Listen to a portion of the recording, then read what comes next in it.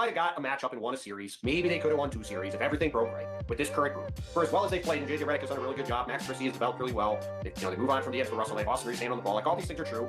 And JJ's maximized AD. AD's having a great year, but they weren't good enough. So this is an obvious move for them to get Luka Doncic at 25, to have him to build around going forward. And now the question is, can they put a team around him over the next 5 to 7 years that's good enough to actually be a repeat championship contender? Because look, LeBron James has been in LA for 7 years. For the last 4 of those years, yeah, the Lakers made a conference finals, but they have repeatedly shot themselves in the foot, and despite having AD and LeBron, not had a team that was consistently good enough to be a true championship contender.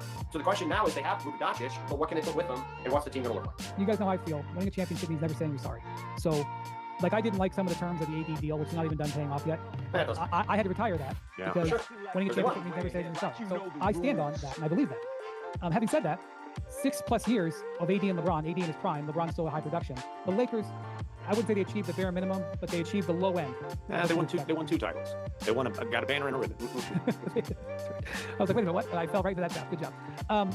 Okay, so that's one thing I'll say. Because that book is now being closed. The AD LeBron era. The second thing I'll say is, when AD went public last week with Shams saying basically, get me a center, putting Rob Pelinka on blast, it was further than he has gone before. LeBron does this annually.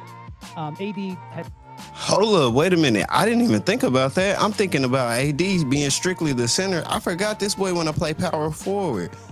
Oh, snap. The Dallas Mavericks might have did something that went over our head. AD is a 4. We've been looking at it in the context as if he's a 5. He wants to play the 4. That means he can rock with Daniel Gafford and Dereck Lively.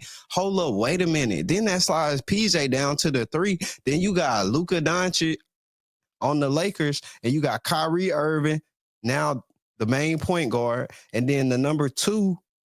Ooh, who gonna be the number 2? Matter of fact, drop it in the comments. I need to know your thought. Give me your insight, your unfiltered reaction to everything I just said, because this is mind-blowing. Hold on, let me find a drop for that.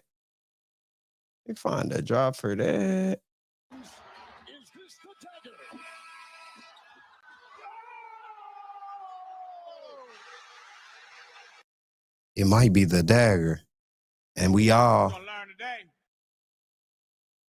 has not done this, unless my memory is flawed. He has not done this on the record in front of the camera saying, get me a center. Yeah. And I do think, had that not happened and the Lakers had a disappointing end of the season, which we all thought they had for the play-in, they were overachieving from that. I mean, we talked last week about how they were maybe overachieving a little bit.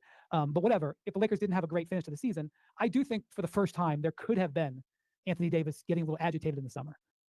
Hey, if you're just not coming in, go ahead and skip the video back a minute and listen to what I just said, because it was some stuff that nobody's really talking about. I mean, you're going to get it here in the Mavs sphere. So the Lakers might have felt a little tremor or two, but certainly, and maybe that, just greased this a little bit, going, well, as you said, Bontemps, there isn't a trade for them to do that was going to get Anthony Davis excited, maybe. Maybe that played some factor into why the Lakers were like, let's absolutely. No. What are you doing? The Lakers did this because, of course, they did. No, I get that. There's but I'm no just saying debating it. They took the call and said, yes, we'll do the trade. No, I understand, but there was a little bit of a tremor with AD. So I don't think that had anything to do with this. If that hadn't happened, they would have done the same thing. The thing that I think is interesting to watch now, as I'm thinking about this in real time over the next 5 days, is Austin Reaves doesn't really fit with the Lakers anymore. And if I am the Lakers this week, I personally, as I react to this in real time and think about it, I'm thinking long and hard about trading Austin Reaves today. Because Austin Reaves right now is owed $12.9 million this year and $13.9 million next year. Hey, shout out to the locker room. Matter of fact, all the Mavs fans, the one-stop shop for all things Lakers. If you want to keep up and get some amazing content, one of the people who has inspired me to elevate my creativeness, and that might not even be a word, that's how creative I am. Hey, yo! You're gonna learn today.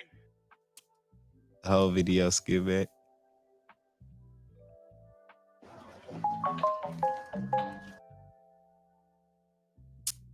Technical difficulties, family, but it's all love.